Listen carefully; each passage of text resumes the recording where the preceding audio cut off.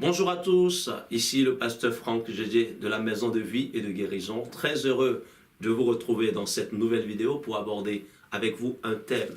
Alors aujourd'hui, nous avons tous des montres, nous avons tous des portables, nous avons en tout cas toutes sortes d'instruments pour nous afficher donc l'heure, pour nous afficher simplement le temps. Et nous voyons effectivement que dès le matin, nous sommes plusieurs à courir de ci, de là. Pourquoi ? Parce que tantôt, nous voulons rattraper un rendez-vous, nous voulons rattraper un bus, un métro, tout cela. Mais la Bible nous dit, dans Éphésiens 5, versets 15 à 17, et spécifiquement le verset 16, « Rachetez le temps, car les jours sont mauvais. » Racheter. C'est-à-dire qu'en fait, nous ne devons pas laisser notre temps se gaspiller. Nous ne devons pas laisser notre temps, nous ne devons pas subir le temps. Mais le temps que Dieu nous donne, c'est comme un capital. Vous savez, un jour, une journée, ça fait 24 heures. Et en 24 heures, si nous enlevons le temps de la nourriture, le temps du sommeil, le temps pour nous occuper de nous-mêmes, on a potentiellement au moins 8 heures qui sont là, que nous devons capitaliser pour travailler. Nous devons capitaliser pour toutes sortes de choses, pour produire. Parce que Dieu est créateur. La Bible dit que Dieu nous a créés à son image. Et si Dieu est créateur, il nous a donné de sa créativité.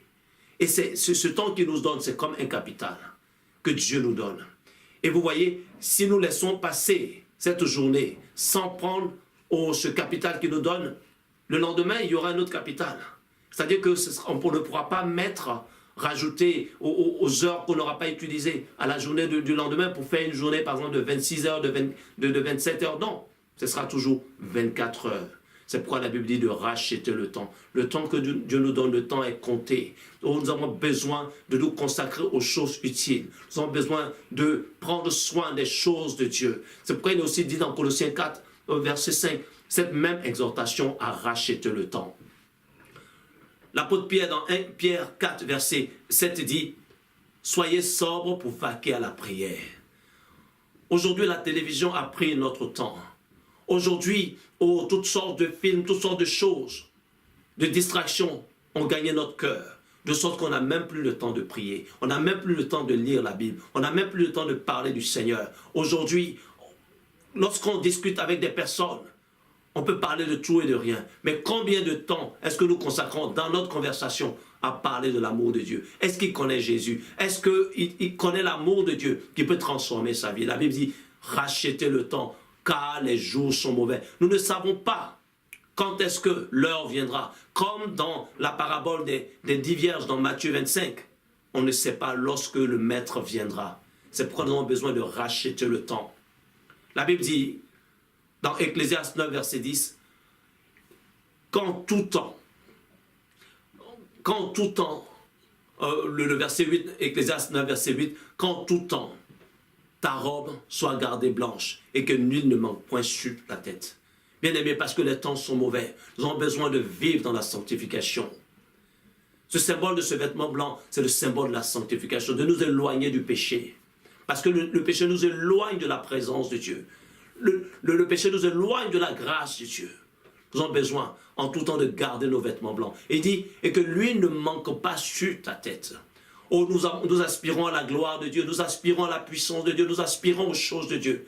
Nous avons besoin d'offrir chaque jour nos vies comme une offrande pour que nous puissions servir en témoignage. Nos vies soient des porte-flambeaux de la gloire de Dieu. Et au verset 10, Ecclésiaste 9, il dit ceci, que ce que ta main trouve à faire, fais-le. Si le Seigneur te donne d'évangéliser, fais-le. Et fais-le avec joie, avec zèle. Si le Seigneur te donne d'aller partout pour parler de sa part, de participer à une mission, pour aider les orphelins, pour aider les veuves, pour aider les prisonniers, visiter les malades, fais-le. Ne remets pas à demain ce que tu peux faire aujourd'hui. Quelqu'un pourrait dire que demain ne t'appartient pas. C'est une réalité. La Bible nous exhorte à racheter le temps. Le temps que Dieu te donne aujourd'hui, il est pour toi. À toi de le capitaliser.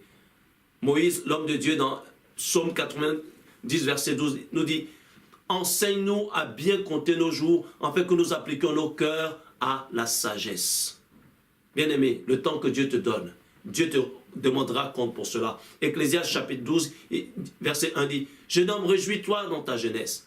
Livre ton cœur à la joie pendant les jours de ta jeunesse. Marche selon les regards de tes yeux, selon les pensées de ton cœur. Mais sache que pour tout cela, Dieu t'appellera en jugement. » Puisque Dieu va nous demander compte du temps qu'il nous a donné, nous devons faire tout notre possible, alors qu'il nous donne encore le temps d'être sur cette terre, comme en pèlerinage, de nous consacrer à chercher sa parole, à désirer sa volonté, à désirer de marcher avec lui, de sorte que le jour où il nous reprendra auprès de lui, nous serons comme de bons comptables qui rendent de bons comptes du temps que Dieu nous a donné.